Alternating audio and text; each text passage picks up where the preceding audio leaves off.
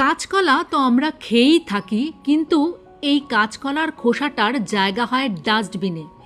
কিন্তু এই খোসা দিয়ে এত সুন্দর আজকে খোসা বাটা তোমাদের করে দেখাবো যে তোমরা নিজেরাই অবাক হয়ে যাবে আর বারবার এটাই করে খাবে। কাঁচকলাগুলোকে মাঝখানে অর্ধেক করে এই রকম প্রেসারে নুন দিয়ে 2টো সিটি দিয়ে নেব। ব্যাস, তারপর এই খোসাগুলোকে বার করে ছোট ছোট টুকরো করে নেব। মিক্সিতে পরিমাণ মতো রসুন, কাঁচা লঙ্কা আর সমস্ত খোসা দিয়ে একটা মিহি পেস্ট তৈরি করে নেব।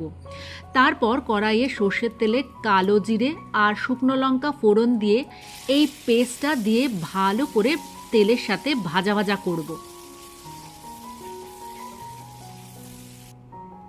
পরিমাণ মতো লবণ আর হলুদ দিয়ে দেবো, দিয়ে আবারও ভালো করে নাড়াচাড়া করে এই যে খোসা বাটার একটু যে জল থাকবে পুরোটা শুকিয়ে নেব।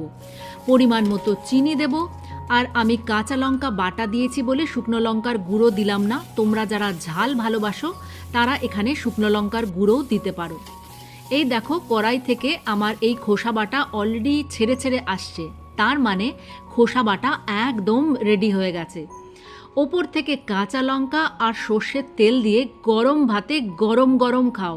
কি অসাধারণ টেস্টি একটা খোসা বাটা, যেটা নিজে করে না খেলে বুঝতে পারবে না। এরপর বাড়িতে কাঁচকলা আনলে অবশ্যই এই খোসা বাটা কিন্তু করে খেও। টাটা।